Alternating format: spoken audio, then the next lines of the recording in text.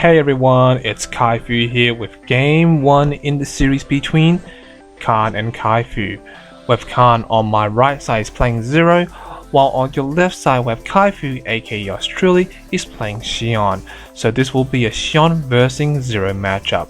Now Zero is a very interesting ruler, has the ability to shut down simple skill mechanic on J rulers or resonators, making a very strong anti-hero type ruler. But however, in this current format is a very heavy spell format, so I don't think Zero can use her full potential to shut down like resonators and so on, but she does have potential in the future as long as she gets future support and not in an actual win condition. Now on your left side we have Kaifu, aka yours truly, is playing Shion with the Sacred Beast engine. Now as I mentioned before earlier in this video, spell lineup is very powerful now, like hand destruction, water transformation and so on, so making Sacred Beast not that powerful, but I was wondering if I can like rush like all the Sacred Beasts on the battlefield and overwhelm my opponent with field advantage, and hopefully that wins me the game. And using Shion to check the top deck allows me to see what I draw into, and using Hydra Monica not just for tutoring, but putting the top card of the deck back to the bottom, meaning there might be Sacred Beast on top of the deck. So yeah, let's get back to the game itself. Currently life point was 4,000 compared to 4,000, so not much has happened at the moment because I'm just been ramping and my opponent has been just haven't done anything at the moment, so I'm assuming he's playing very interactively. So I'm gonna take this opportunity at the moment to set up my Captain Hook play, because I do have enough resources to do it at the moment, because usually Captain Hook will take at least 4 turns to get the Hydra Monica and enough Magic Stone to on top of the deck. But however, with the 2 card combination, Hydra Monica and Magic Stone Analysis will give you enough resource to Captain Hook on turn 3. So I'm going to take this opportunity, as I mentioned before, to Captain Hook him really early, spinning his 2 stone. So I'm putting the green resource back to the bottom and leaving the white on top. The reason is because that I know green means that he has cancel spell, so if I can slow him down on his cancel spell, puts me in a strong lead. And not only that, I'm already have a dominant field position because he hasn't been playing anything at the moment, so making it seems like he's not really doing much because he doesn't have a lot of option to do at the moment. So I have a Shion, I have a Hydra Monica, and I have a Captain Hook in play to overwhelm the field, and he plays 2 resources to put a card in the standby area. So at the moment I'm not too worried, because usually the cards I'm worried about is Lunar Lake and also Flame Trap, but he doesn't have the condition to be met, so meaning that he doesn't have the Water Magic Stone and Fire Magic Stone to make the condition. He tried to flip the Rise Up, but I told him that you need 4 Magic Stone, and he's like, oh yeah, I forgot about that. And obviously he has to take 1,000 to the face, so slow him down really badly, because he should have able to flip Rise Up, but again I slow him down with the Captain Hook play, slow him down by spinning 2 stones. And again, I'm going to take this opportunity to ramp up really quickly to put myself in a strong lead, because I do have a Hulong in my hand to do a follow play later on. So I will have enough resource to drop Hulong and put myself in a dominant position.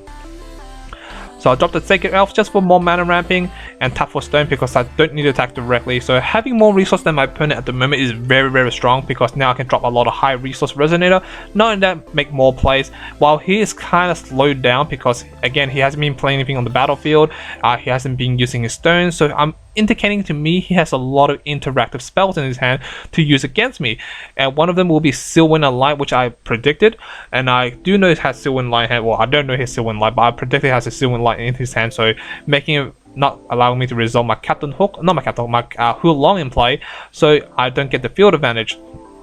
So at this point in time, I was thinking, well, what can you actually do at the moment? So I'm going to take you 4,000 directly, see if you kill or not. If you don't kill it, you're going to take 1,000 to the face.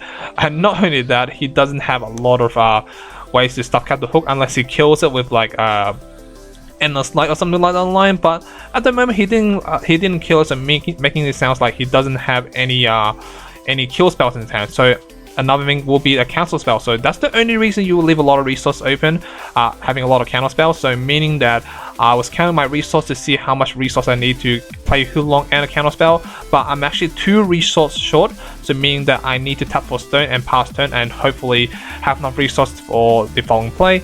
I leave a lot of open resource, but again my deck is very interactive as well with cancel spell and so on, so I don't mind. And plus I'm already ahead, so I don't need to worry too much having plays after plays after plays. So it's all about my opponent. Let's see what he can do. Currently life point wise 4,000 compared to 2,000. He plays a Tarm in play, so it allows him to draw 1 card. Not only that, have the extra defensive need for blocking. So Let's see if he can play any cards on the battlefield as well. So if he plays another card on the battlefield, it means that he's playing very defensively and hope to defend majority of my attacks. Let's see.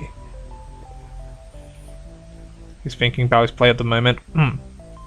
At the moment, I do have a Melfi in my hand, so I can just flash in at the end phase to get more resource. But however, it's pretty good to have an anti-OTK card, but I don't think my opponent can OTK me anytime soon. He discards the Riser at the end phase, so indicating to me he has a cancel spell. It's confirmed he has a cancel spell in his hand, so it really confirms to know. I dropped the Melfi to debate it out, but he didn't drop it. So making it, okay, I have to use my counter spell against your counter spell, so obviously you're not allowing you to resolve it. So let's see. Now I do have enough resource just to play my counter spell and my Hulong play, so I'm going to tap my resource for 6 to drop the Hulong play and get a strong big power play and swing for a major, a lot of damage. He played the Sylvan Light as a predictor, so at this point I'm like, okay, that's fine, let me get the correct power so I can get the correct cards on the battlefield. So let's see, white, red, green, blue, red. And everything else is irrelevant at the moment, so I could play my own cancel spell to prevent his cancel spell from resolving my Hulong, gaining the field advantage and dominate the field, removing his Tama and so on. So yeah, and by this point he said, you know what, I can't do much at the moment, I'm gonna scoop it up and let's go to game 2. So that's this game, guys. Thank you for watching, thank you for listening, hope you guys enjoyed it. See you guys in game 2.